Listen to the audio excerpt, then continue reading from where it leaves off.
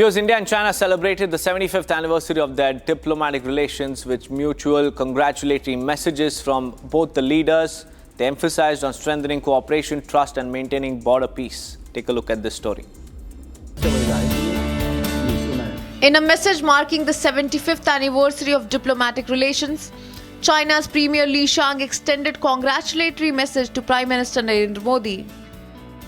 Meanwhile, President Xi Jinping also extended congratulatory message to his India counterpart, President Draupadi Murmu. Xi Jinping stressed the significance of India-China relationship and called for the two countries to work closely together. Drawing a comparison to the emblematic animals, Xi Jinping told Draupadi Murmu that India-China relationship should take the form of dragon-elephant tango.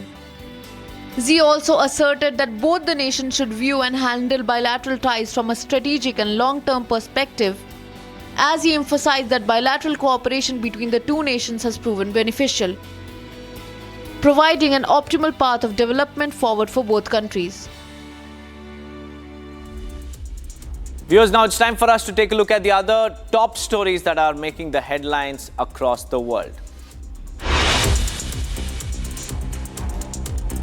A volcanic eruption began in southwestern Iceland on Tuesday, hours after authorities evacuated the nearby town of Grindavik and the popular Blue Lagoon geothermal spa. Around 40 homes were evacuated and sirens were sounded as a hot water pipe was reportedly broken in the northern part of Grindavik. The eruption, which began at 6:30 a.m. local time, follows a similar volcanic activity a year ago when the region had to be evacuated after a volcano dormant for 800 years became active.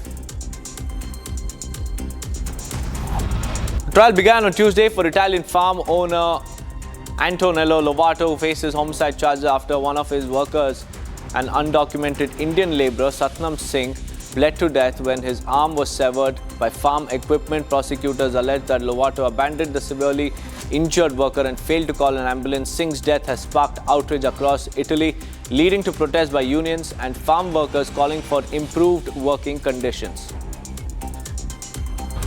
French President Emmanuel Macron met with Danish royal couple on Tuesday, calling for stronger measures to protect European markets from competition with China and the US. He advocated for a Buy-European Act to ensure fair competition for European companies. During the visit, a memorandum was signed between France and Denmark to guarantee delivery of French Mistral missiles to Denmark, strengthening defense cooperation between the two nations. For the competitiveness agenda, we have to preserve the level playing field of our companies, and we have to learn to protect some categories, to have clearly a Buy-European Act and a European preference and a protection of the European content in the critical areas. And I don't speak just vis-à-vis China. And I don't speak just vis-à-vis this US administration. French far-right leader Marine Le Pen has been sentenced to a 5-year ban on running for public office for embezzling EU funds that had caused a major political earthquake.